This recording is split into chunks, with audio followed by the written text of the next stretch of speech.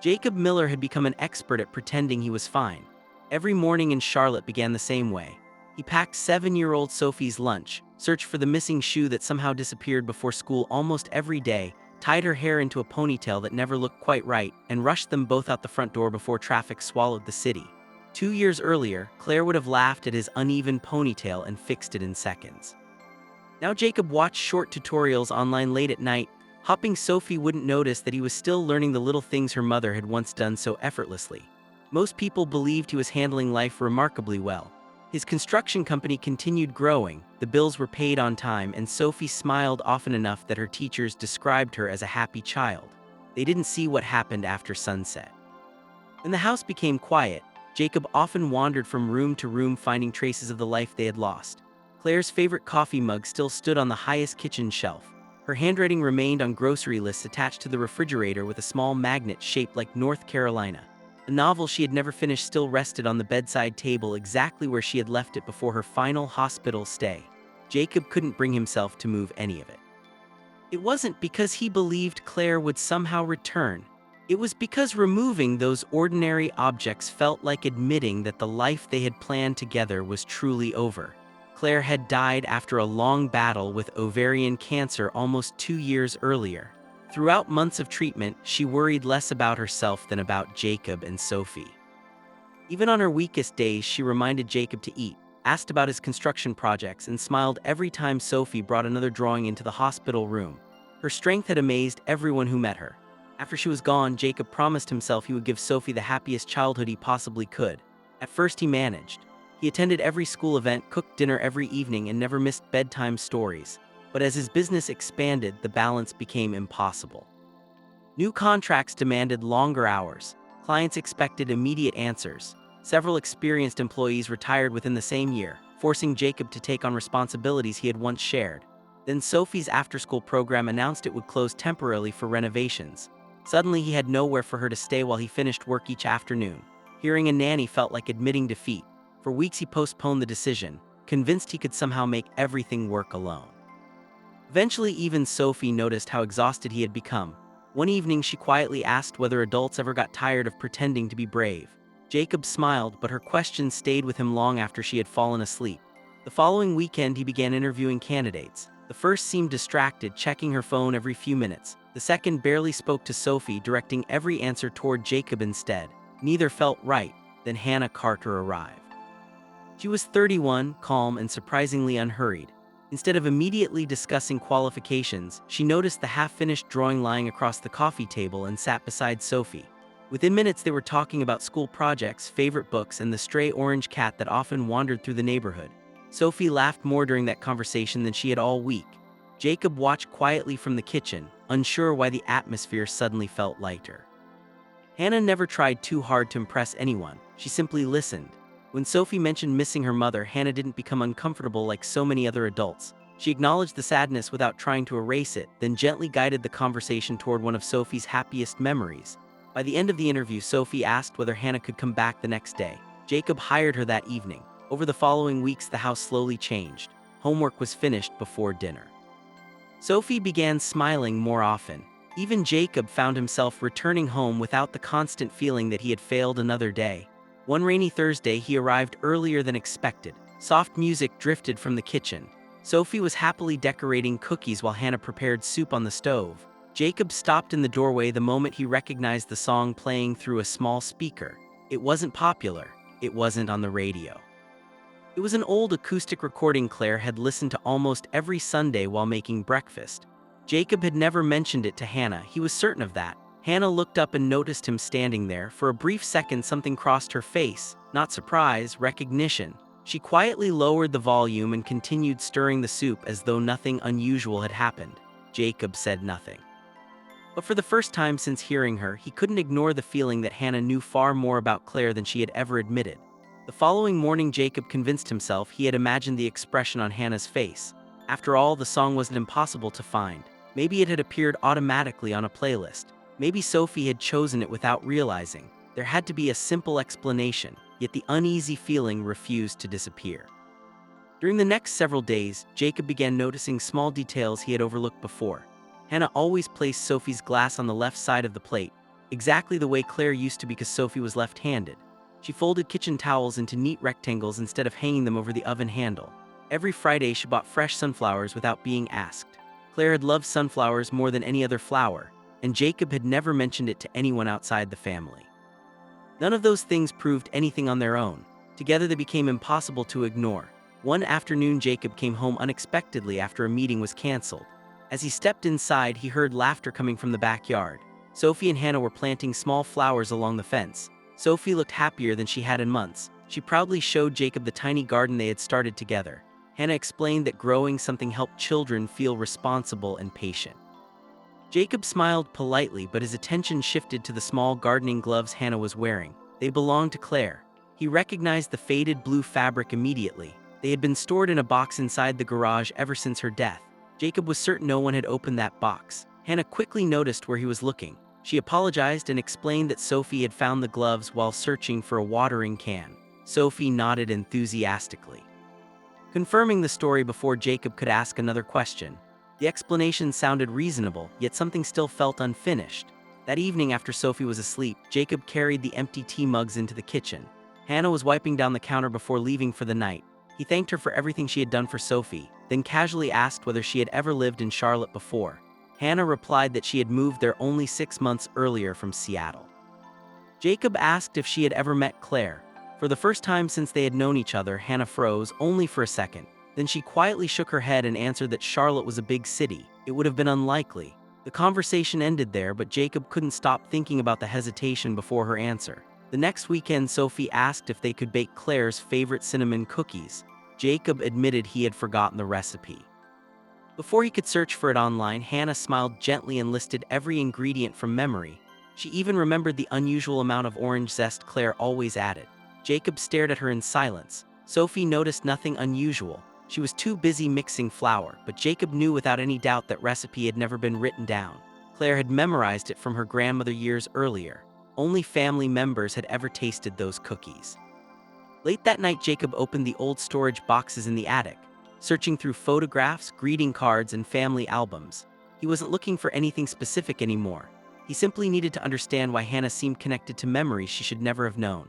After nearly an hour, he found a large envelope filled with photographs from a charity fundraiser held almost 10 years earlier. Most showed volunteers serving meals at a cancer awareness event. Jacob slowly flipped through them until one picture made him stop breathing. Standing beside Claire, both wearing matching volunteer badges, was a much younger Hannah. They weren't standing by chance. Claire had one arm around her shoulders, and both of them were smiling directly at the camera like close friends. On the back of the photograph, Claire had written a single sentence in black ink. "Some people come into our lives exactly when we need them most." Jacob read the words again and again. Hannah had looked him in the eyes and said they had never met. Now he knew she had lied. The only question left was why. Months passed almost unnoticed. Summer arrived in Charlotte, and for the first time since Claire's death, the Miller house no longer felt frozen in time. It still held her memories, but they no longer filled every room with silence. Sophie's laughter returned naturally, homework no longer ended in tears, and Jacob found himself coming home before sunset whenever he could. He didn't want to miss dinner anymore. One evening, while clearing the table, Sophie asked whether Hannah would still be with them when she turned 8. The question caught both adults by surprise. Hannah smiled gently and told Sophie that nothing had changed. She would be there as long as her family needed her. Jacob noticed the hesitation in Hannah's voice but said nothing. A few weeks later, he accidentally discovered why. He came home early one Friday afternoon and found Hannah sitting alone on the back porch, reading an email on her phone. Her eyes were filled with tears. She quickly locked the screen when she realized he was standing there, but it was too late. Jacob quietly asked if everything was all right. After a long silence, Hannah admitted she had been offered a position at a children's hospital in Seattle. It was the kind of opportunity nurses dreamed about. Better training, better resources, and the chance to work with young cancer patients full-time. She had applied months earlier before accepting the nanny position, never expecting to receive an offer. Now the hospital wanted an answer within 2 weeks. Jacob congratulated her, but the words felt strangely empty. That evening the house seemed unusually quiet. Even Sophie noticed something was wrong.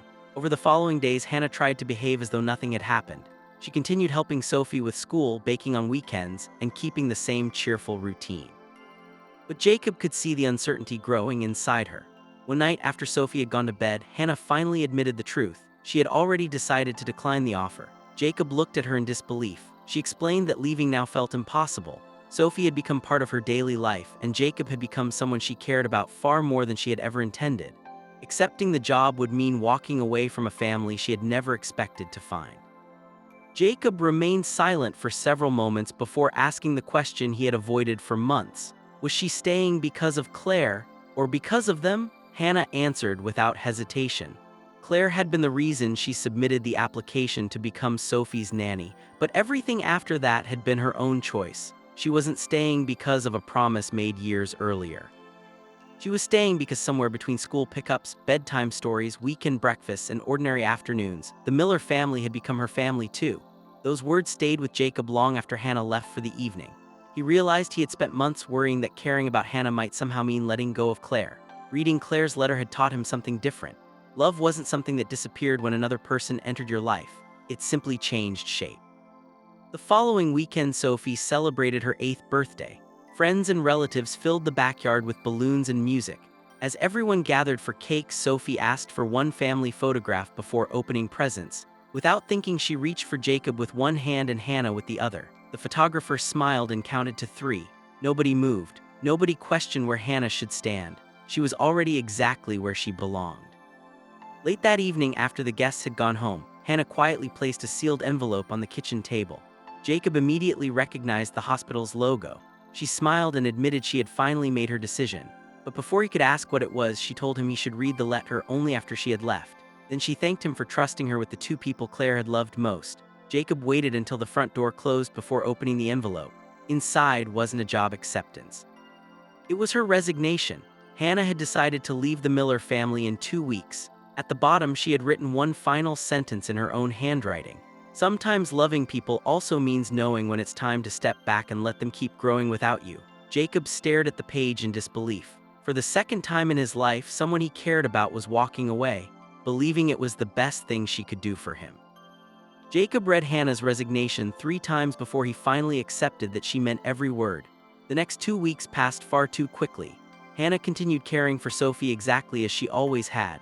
She packed school lunches, helped with homework, read bedtime stories, and smiled as though nothing was changing. Only Jacob noticed the quiet sadness behind that smile. She believed she was doing the right thing. Claire had once asked her to help if life ever created the opportunity. Hannah felt that promise had been fulfilled. Sophie was happy again. Jacob no longer looked lost every time he walked through the front door. The family had found its balance. She convinced herself that staying any longer might only complicate feelings that none of them had expected. On Hannah's final afternoon, Sophie came home from school carrying a small paper bag. Inside was a handmade photo frame decorated with painted sunflowers. She had made it during art class. Instead of placing a single picture inside, Sophie carefully inserted 2 photographs. The first showed Claire holding her at the beach years earlier. The second had been taken at her recent birthday party with Jacob and Hannah standing beside her. Hannah looked at the frame for several seconds before tears filled her eyes. Sophie hugged her tightly and whispered that families sometimes grew in unexpected ways. Jacob watched from the doorway, unable to say anything. After Hannah left that evening, the house felt strangely familiar again. Not peaceful, empty. Sophie became quieter over the following days. She still smiled, but Jacob noticed she often looked toward the front door around the time Hannah usually arrived. One Saturday morning, Sophie finally asked the question Jacob had been asking himself. Why did people who loved each other always think leaving was the kindest thing to do? The words hit him harder than anything else had since Claire's death. That afternoon, Jacob drove across the city until he reached the small apartment Hannah had rented. She looked surprised to see him standing outside. Before she could speak, Jacob handed her the sunflower picture frame Sophie had made. Hannah looked confused. Jacob explained that Sophie refused to keep it because she said the family in the picture wasn't complete if one person was missing. Hannah quietly looked away, trying to hide her tears. Jacob gently told her that for 2 years he had believed moving forward meant letting go of the past. Then he believed honoring Claire meant never allowing himself to love anyone again. Claire's letter had changed that. She hadn't wanted him to spend the rest of his life trapped inside grief. She had wanted him and Sophie to keep living. Hannah admitted she had been terrified that staying would make people believe she was trying to replace Claire. Jacob slowly shook his head. No one could replace Claire. Not because Hannah wasn't wonderful, but because love didn't work that way. Claire would always be part of their family. Nothing could change that, but caring about someone new didn't erase the love that came before it. It simply proved the heart was capable of growing instead of dividing itself. Several months later, Hannah accepted a different position at the Children's Hospital in Charlotte instead of moving back to Seattle. She no longer worked as Sophie's nanny, but she remained part of their lives. What began as occasional family dinners slowly became weekend outings, birthday celebrations, and quiet evenings that no longer felt unusual. Nearly a year after Hannah had first walked through the Miller family's front door, Jacob invited her and Sophie to the same botanical garden where Sophie had once said Claire would have liked her. As they walked among the blooming flowers, Jacob stopped beside a bench and reached into his pocket. He wasn't holding an engagement ring. Instead, he unfolded Claire's letter one last time. After reading the final sentence, he smiled, carefully folded it again, and placed it back inside his jacket. Then he looked at Hannah and asked if she would have dinner with him that evening. Not as Sophie's nanny, not because of a promise, simply because he wanted to spend the rest of his life getting to know the woman she truly was. Hannah smiled before quietly saying yes. Years later, visitors entering the Miller home often noticed 3 framed photographs standing together on the living room shelf. One showed Claire smiling on a summer afternoon. The second captured Sophie blowing out birthday candles with Hannah beside her. The third was taken during a family picnic where all 3 of them laughed at something outside the camera's view. Nobody ever moved Claire's photograph. Hannah never asked them to. Because the greatest lesson Claire had left behind wasn't hidden inside her letters, it lived inside the family she loved. Real love never asks someone to forget the past. It gives them the courage to keep building a future. Jacob barely slept that night. The photograph remained on the kitchen table until sunrise. Every time he looked at it, the same question returned. Why would Hannah hide something that could be explained so easily? If she had known Claire years earlier, why not simply say so? By morning, he had convinced himself there had to be a reason beyond dishonesty. Hannah had earned Sophie's trust, helped bring laughter back into a house that had forgotten what happiness sounded like, and never once asked for anything in return. None of that matched the picture of someone trying to deceive them. Even so, he couldn't ignore the truth any longer. When Hannah arrived that afternoon, Jacob asked if they could talk before Sophie returned from school. He placed the photograph on the dining table without saying a word. Hannah looked at it for only a second before quietly closing her eyes. She didn't try to deny it. She didn't invent another explanation. Instead, she slowly sat down and admitted she had known this conversation would eventually happen. She apologized for lying, but insisted that everything else she had told him had been true. She had never intended to hide forever. She had simply hoped Jacob would learn who she was now before discovering who she had once been. Hannah explained that nearly 10 years earlier she had worked as a registered nurse at an oncology center in Seattle while finishing advanced training. Claire became one of her patients during a short clinical program after doctors discovered that her illness required specialized treatment unavailable in Charlotte at the time. What began as routine conversations during chemotherapy slowly became an unexpected friendship. Claire had a rare ability to make other people forget she was the one facing the hardest battle. She remembered the names of every nurse, asked about their families, celebrated birthdays on the ward, and somehow managed to comfort patients whose situations were even more difficult than her own. Hannah admitted that Claire had changed the way she viewed her profession forever. She had entered nursing believing her job was to treat illness. Claire taught her that sometimes the greatest gift was simply helping people feel less alone. Jacob listened silently, remembering countless moments when Claire had done exactly the same thing at home. Hannah continued speaking, her voice growing quieter. During Claire's final weeks in Seattle, the two of them spent long evenings talking after treatments ended. Claire often spoke about Jacob and Sophie. She showed photographs, shared stories about family vacations, and laughed while describing Jacob's terrible attempts at cooking. Even when she knew the disease was progressing, she rarely spoke about herself. She worried only about the family she might leave behind. Then Hannah revealed the part she had never told anyone else. A few days before returning to Charlotte, Claire asked her to make a promise, not to contact Jacob after her death, not to attend the funeral, not to appear in their lives simply because she had known Claire. Instead, she asked Hannah to continue living her own life, only if fate ever brought them together naturally, and only if Jacob and Sophie genuinely needed someone should she consider helping them. Claire never wanted her family to feel as though she had arranged their future. She believed healing had to happen honestly, without anyone trying to replace the person they had lost. Hannah kept that promise for 2 years. She moved to Charlotte for a new position at a children's medical center, never expecting to see Jacob's name again. One evening, she noticed an online advertisement. A widowed father was searching for a part-time nanny for his 7-year-old daughter. She almost ignored it. Then she saw the surname, Miller. She opened the listing and recognized the house immediately from photographs Claire had once shown her. Hannah admitted she stared at the application page for nearly an hour before closing her laptop. She told herself it would be wrong to interfere. 3 days later, she opened the advertisement again. She still wasn't sure what to do. In the end, she submitted her application for one reason only. She remembered the promise she had made to Claire years earlier, not to replace her, not to change the future, only to help if life ever created the opportunity on its own. Jacob looked at Hannah for a long moment. Everything suddenly made sense. The songs, the cookies, the sunflowers. The quiet understanding whenever Sophie talked about her mother. Hannah hadn't been pretending to know Claire. She had simply never stopped remembering her. Jacob sat in silence long after Hannah finished speaking. For nearly 2 years he had believed that every chapter of Claire's life ended the day she was buried. Now he realized there were stories she had never had the chance to tell him. It wasn't because she had wanted secrets between them. During the final months of her illness, every conversation had revolved around treatments, test results, and making the most of the time they had left. There had simply never been enough time to share every friendship, every memory, every person who had quietly helped her through the hardest days of her life. Hannah reached into her bag and carefully placed a small envelope on the table. She explained that Claire had given it to her before leaving Seattle. Hannah had promised never to open it unless she truly believed Jacob and Sophie were ready. For 2 years she had carried it with her through 3 different apartments and 2 different jobs. She often wondered whether she should destroy it without ever reading what was inside. But every time she considered it, she remembered Claire smiling as she asked for one final favor. Jacob hesitated before opening the envelope. Inside was a handwritten letter. The date at the top stopped him immediately. Claire had written it almost 6 months before she died. Her handwriting looked steady, almost cheerful. She began by apologizing for leaving behind words that might never need to be read. Then she explained that illness had taught her something she never understood before. People often spent so much time preparing financially for their families that they forgot to prepare emotionally. She wrote that Jacob would probably try to become both mother and father at the same time.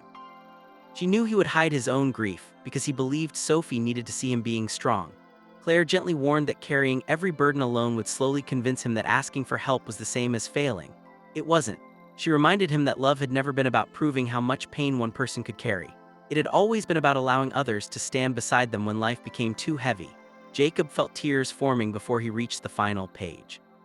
There Claire mentioned Hannah by name for the first time. She described her not as a nurse, but as one of the kindest people she had ever met.